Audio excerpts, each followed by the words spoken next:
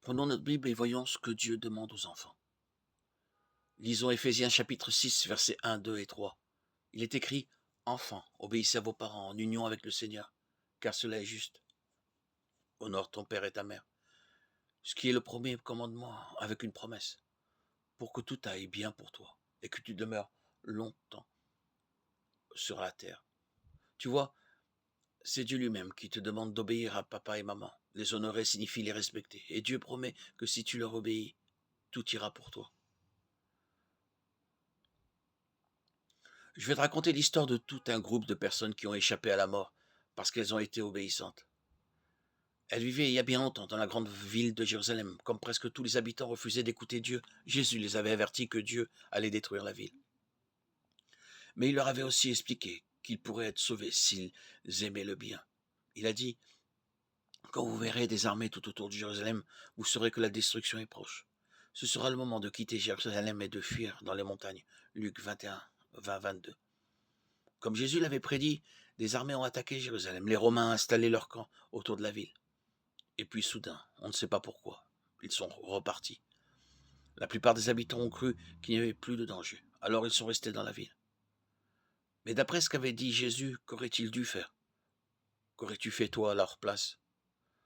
Ceux qui avaient confiance en Jésus ont abandonné leur maison pour s'enfuir dans les montagnes, loin de Jérusalem. La première année, il ne s'est rien passé. Deuxième année, rien non plus. La troisième année, toujours rien.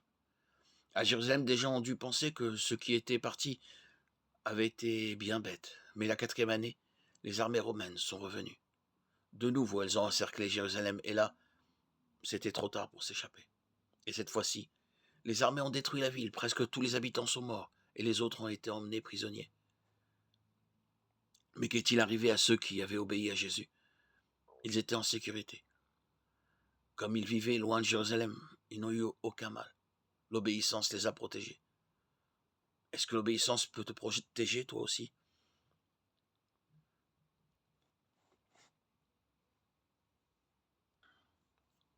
Papa et maman t'ont peut-être défendu de jouer dans la rue.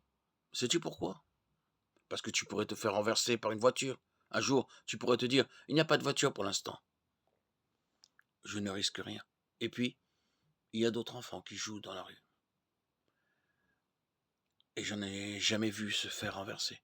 C'est un peu ce que disaient les habitants de Jérusalem quand les armées romaines sont parties. La première fois, ils ont eu l'impression qu'ils ne risquaient plus rien. Comme d'autres, restés dans la ville, ils sont restés aussi.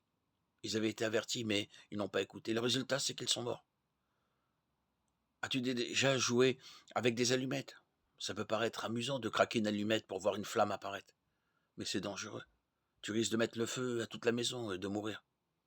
Retiens bien ceci. Obéir seulement de temps en temps ne suffit pas. Pour être vraiment protégé, il faut que tu obéisses tout le temps. Et puis, qu'est-ce qu'il dit aux enfants? Enfants, obéissez à vos parents. C'est Dieu, n'oublie pas.